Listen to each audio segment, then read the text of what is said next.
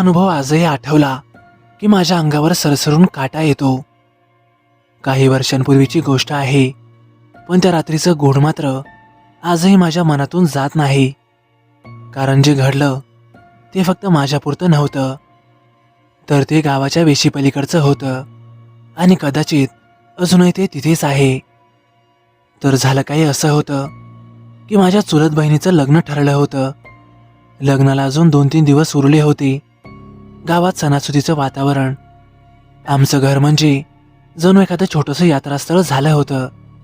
सकाळपासून पाहुण्यांची ये जा, अंगणात उभारलेला मोठा मांडव, तोरणांनी सजलेले खांब आणि सगळ्यात जास्त लक्ष वेधून घेणारा तो भला मोठा डीजे. आम्ही 5-6 दिवसांआधीच डीजे घरी आणून ठेवला होता. संध्याकाळ झाली रे झाली की डीजेचा आवाज संपूर्ण गावभर घुमायचा. ढोल ताशाच्या तालावर आम्ही सगळी मुलं अंगणात वेडीवाकडी नाचत असायचो. कुणाला उद्याची चिंता नव्हती, कुणाला वेळेचं भान नसायचं. लग्नघर असंच असतं, आनंद, गोंधळ, हशा आणि थोडासा थकवा. मीही मित्रांसोबत डीजे समोर नाचत होतो, घामाने अंग ओलचिंबत झालेलं. तेवढ्यातच मागून आजोबांचा आवाज आला, "अरे इकडे ये." आवाजात नेहमीसारखी गंभीरता होती. मी नाच थांबवला आणि त्यांच्या जवळ गेलो. आजोबांनी अलगतच माझ्या खांद्यावर हात ठेवला. "अरे उद्या सकाळी पाहुण्यांची पंगत बसणार आहे, त्यासाठी पत्रवळ्या आणि द्रोण लागतील. शेजारच्या गावात शिरपा वाण्याकडे सगळं तयार आहे. तो लग्नासाठी बाहेरगावी गेलाय. तू सायकलवर जाऊन ते पत्रवळ्या आणि द्रोण घेऊन ये." मी घड्याळाकडे पाहिलं. 5:30 वाजले होते.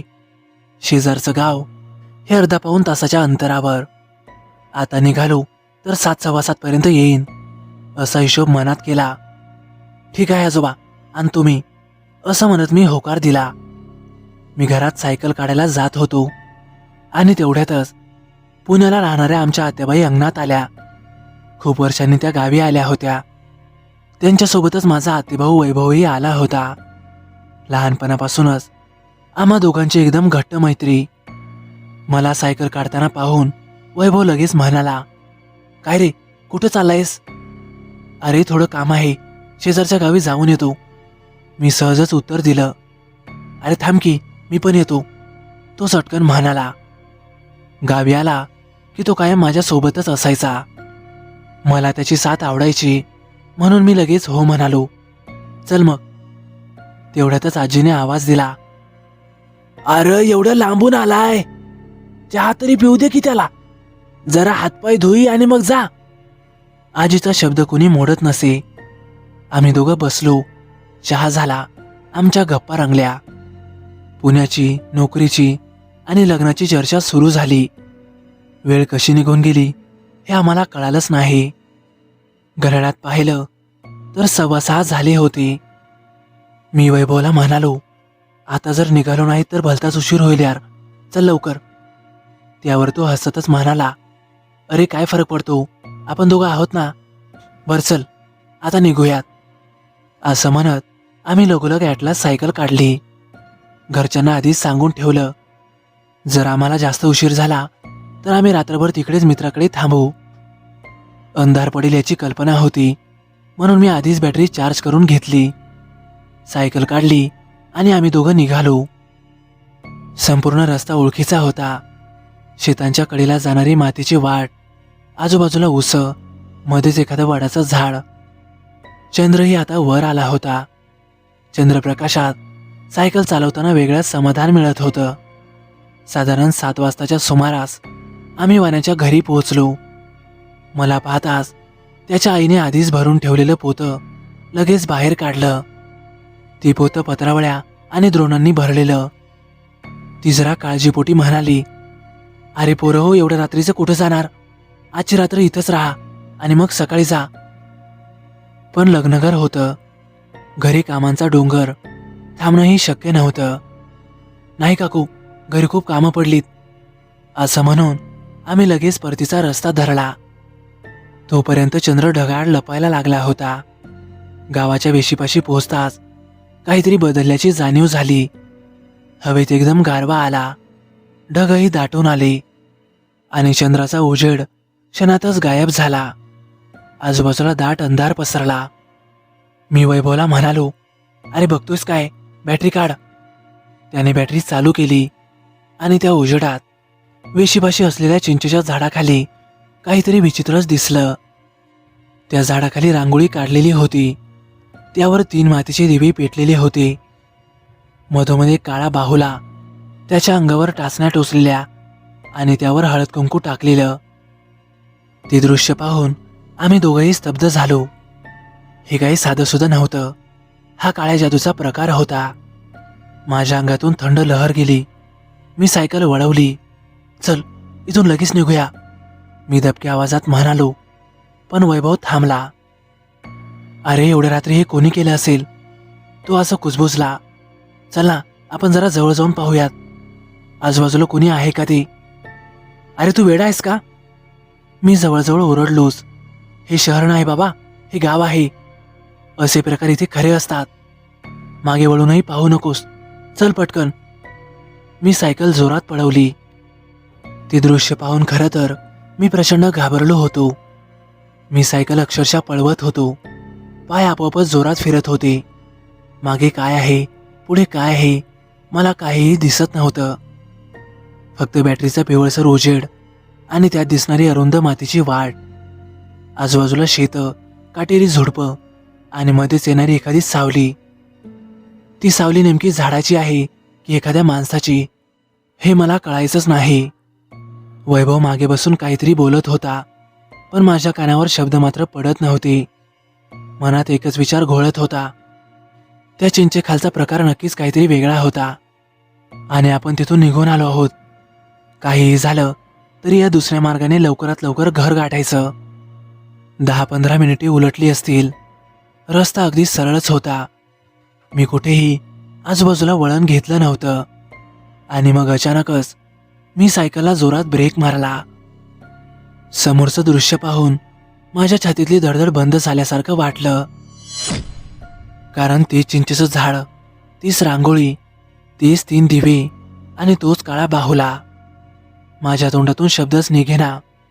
डोळे फाटून गेले. घसाही कोरडा पडला. हे कसं शक्य आहे, वैभव मोठ्याने ओरडला. आपण तर इथून पुढे निघून गेलो होतो. त्याने माझ्याकडे संशयानं पाहिलं. तू मुद्दाम सायकल फिरवून मला परत इथेच आणलंस ना, मला घाबरवायचा प्लॅन दिसतोय. मी त्याच्याकडे पाहिलं आणि काहीही बोलू शकलो नाही. कारण मी जर त्याला सांगितलं असतं की मी सायकल कुठेही वळवली नाही तर तो कदाचित तिथेच कोसळला असता. मी पुन्हा धीर एकवटला. आम्ही आता पुन्हा निघालो. आता मात्र माझ्या डोक्यात 1000 प्रश्न घोंगावत होते. हा रस्ता तर मी रोजच चालत होतो. इथे एकही फाटा नाही, एकही वळण नाही. मग पुन्हा पुन्हा आपण इथेच कसे येतोय. हवेत एक विचित्र दाब जाणवत होता. पायाखालची जमीन जणू काही जड झाली होती. सायकल चालवताना आता मला चांगलाच थकवा जाणवत होता, जो कधीच वाटायचा नाही. वैभव मला मध्येच विचारायचा, अरे गाव अजून कसं दिसत नाही, इतका वेळ झाला, आपण रस्ता तर चुकलो नाही ना. मी मात्र काहीही उत्तर देत नव्हतो. तेवढ्यातच अचानक धडाम, सायकल एका भल्या मोठ्या दगडावर आदळली. आम्ही दोघंही तोल जाऊन खाली पडलो. पत्रावळ्याचं पोतं बाजूला फेकलं गेलं. माझा गुडघा शेकला आणि वैभवच्या हातालाही खरचाटलं. अरे बापरे, तो जरा कणतच म्हणाला. मी उठून उभा राहिलो. वैभवने समोर बॅटरी मारली आणि त्या क्षणी आमच्या पायाखालची जमीनच सरकली. कारण आम्ही ज्या ठिकाणी पडलो होतो तो त्या चिंचेच्या झाडाचा बोंधा होता. आता मात्र सगळं अगदी जवळून दिसत होतं. ती रांगोळी आता आमच्या पायाजवळ दिवे मंदपणे हलत होते, पण वारा अजिबात नव्हता. काळ्या बाहुल्याच्या अंगावर टाचण्या इतक्या खोलवर होत्या की त्यातून काळसर द्रव झिरपत असल्याचा आम्हाला भास होत होता. आणि तेवढ्यातच आम्हाला असं जाणवलं की आम्ही इथे एकटे नाही. हातापायात गोठलेपणा आला. मान हळूच वर केली आणि तेवढ्यातच चिंचेच्या झाडाच्या फांदीवर काहीतरी हल्ल्यासारखं जाणवलं. छायाचित्रासारखी एक स्त्रीची आकृती, लांब विस्कटलेले केस, पांढुरका चेहरा आणि डोळे पूर्णपणे काळे. ती आमच्याकडे खाली पाहत होती. वैभवचा श्वास जोरात सुटला. अरे घना, ते बघ, तिथे काहीतरी आहे. तो कुजबुजला. मी त्याला ओढलं. अरे डोळे बंद कर, काहीही झालं तरी त्या दिशेने पाहू नकोस, मी थरथरत्या आवाजातच म्हणालो. त्या क्षणी दिवे एकदम विझले आणि सर्वत्र अंधार पसरला. आणि त्या अंधारात कानाशी कोणीतरी हळूच कुजबुजल्यासारखं वाटलं. मुझे नहीं होता दिया नहीं. वैभव जोरात ओरडला. मी कसाबसा सायकल उचलली, पोता हातात घेतलं आणि सुसाट वेगात तिथून पळ काढला. पाय अडखळत होते, श्वास तुटत होता. मागून पावलांचा आवाज येतोय असा सारखा भास होत होता. किती वेळ धावलो हे आम्हाला कळालंच नाही. अचानकच दूरवर हनुमान मंदिराचा कळस दिसला. तो कळस बघताच माझ्या अंगात जणू जीव आला. देवा मारुतीराया वाचव रे बाबा, माझ्या तोंडातून वाक्य निघालं. हनुमान मंदिराच्या पायऱ्यावर आम्ही दोघं अक्षरशः कोसळलो होतो. छाती जोरजोरात धडधडत होती. श्वासही नीट घेता येत नव्हता. काही क्षण आम्ही एकमेकांकडे पाहतच बसलो. बोलायची ताकदच उरली नव्हती. थोड्या वेळानं वैभव हळू आवाजात म्हणाला, अरे आपण खरंच तिथून सुटलो ना. मी मागे वळून पाहिलं. मंदिराच्या पलीकडे अंधार होता, पण ते चिंचेचं झाड मात्र, ते झाड अगदी स्पष्ट दिसत होतं. मी स्वतःला समजावतच म्हणालो, अरे हो, बहुतेक आपण सुटलो. मंदिरात दिवा तेवत होता. आम्ही आत जाऊन देवासमोर बसलो. मी डोळे घट्ट मिटून मनातल्या मनात जे काही आठवत होतं ते सगळं बोलून टाकलं. त्या क्षणी देवाशिवाय कुणावरही विश्वास ठेवणं शक्य नव्हतं. तेवढ्यातच मंदिराच्या मागच्या बाजूने हलकासा काठीचा आवाज आला. एक म्हातारे आजोबा हळूहळू चालत येताना दिसले. कपाळावर भस्म, गळ्यात रुद्राक्षाची माळ, डोळे खोलखोल गेलेले, पण नजर विलक्षण तीक्ष्ण. त्यांनी आम्हा दोघांकडे पाहिलं आणि थेटच विचारलं, चिंचेच्या झाडाकडून येत आहे का. तो प्रश्न ऐकून आमच्या दोघांच्याही अंगावर शहारा आला. तुम्हाला कसं कळालं. वैभव चटकन बोलून गेला. आजोबांनी एक दीर्घ उसासा टाकला. कारण त्या वाटेवरून रात्री कोणीही नीट परत येत नाही आणि जे येतात ते असेच असतात. आम्ही त्यांना सगळं काही सांगितलं. रांगोळी, दिवे, तो काळा बाहुला, पुन्हा पुन्हा तोच रस्ता आणि झाडावरची ती स्त्री, सगळं काही. आजोबा शांतपणे ऐकत राहिले आणि मग शेवटी म्हणाले, अरे हे घडणारच होतं. का. माझ्या तोंडातून शब्द निघाला. ते मंदिराच्या उशीवर बसले आणि हळूच म्हणाले, ही गोष्ट फार जुनी आहे, अगदी गाव निर्माण होण्याआधीची. त्यांच्या आवाजात एक जडपणा होता. त्या चिंचेच्या झाडाखाली पूर्वी एक जुना वाडा होता. त्या वाड्यात एक तरुण बाई राहायची, सुंदर पण निरागस. गावातल्या एका सावकाराने तिच्यावर जबरदस्ती केली. तिने त्याला विरोध केला. मग त्याने तिला मारून रात्री त्या चिंचेखाली पुरून टाकलं. तिचा मृत्यू शांत नव्हता. तिच्या रडण्याचा आवाज अनेकांनी ऐकला होता. काही दिवसातच सावकाराचं घर जळून खाक झालं. लोक तिथे मरू लागले. जनावरही अचानक दगावू लागले. गाव घाबरलं. मग गावातल्या लोकांनी एका मांत्रिकाला बोलावलं. त्याने असं सांगितलं, ही स्त्री काही सामान्य आत्मा नाही. हिला शांत करायचं असेल तर हिला बळी द्यावा लागेल. माझ्या तोंडून नकळत शब्द निघाला, बळी. आजोबांनी मान हलवली. हो, काळ्या बाहुल्याचा. आणि त्या बाहुल्यावरच्या टाचण्या म्हणजे वेदना बांधून ठेवण्यासाठी, दिवे म्हणजे तिला मार्ग दाखवण्यासाठी.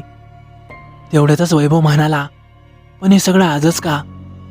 आजोबा आमच्याकडे पाहतच म्हणाले, लग्नाच्या दिवसात असे प्रकार जास्त होतात. आनंद, आवाज आणि गर्दी. अशा वेळी अशा शक्ती जाग्या होतात आणि कोणीतरी गावातला माणूसच पुन्हा तो विधी करतो. पण ऐका. आजोबा गंभीर झाले. तो विधी अर्धवट राहिला आहे. मी त्यांना विचारलं, म्हणजे. ते पुढे म्हणाले, अरे म्हणजे ती आत्मा अजून पूर्ण बांधली गेलेली नाही.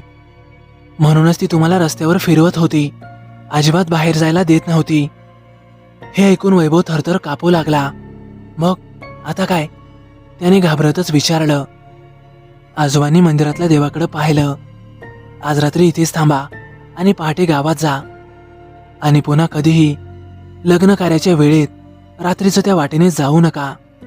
त्या रात्री आम्ही दोघंही तिथेच मंदिरात झोपलो. पण झोप काही लागली नाही. डोळे मिटली की ती स्त्री, ती काळी डोळी आणि तिचा कुजबुजणारा आवाज. पहाटे कोंबड्याचा आरव ऐकून आम्ही दोघंही उठलो. आकाशात फिकट उजेड दिसायला लागला. मंदिराच्या पायऱ्या उतरून मागे पाहिलं. रस्ता अगदी तिथेच होता. तो रस्ता अगदी साधा आणि सरळ, जणू काही घडलंच नव्हतं. आम्ही थेट घरी आलो. कोणालाही काही सांगितलं नाही. लग्न पार पडलं. मांडव उतरवला. डीजे आता बंद झाला. एक दिवस सहजच मी दिवसाचं तिथे जाऊन पाहिलं तर त्या चिंचखालची ती रांगोळी आणि तो बाहुला दोघेही आता गायब झाले होते.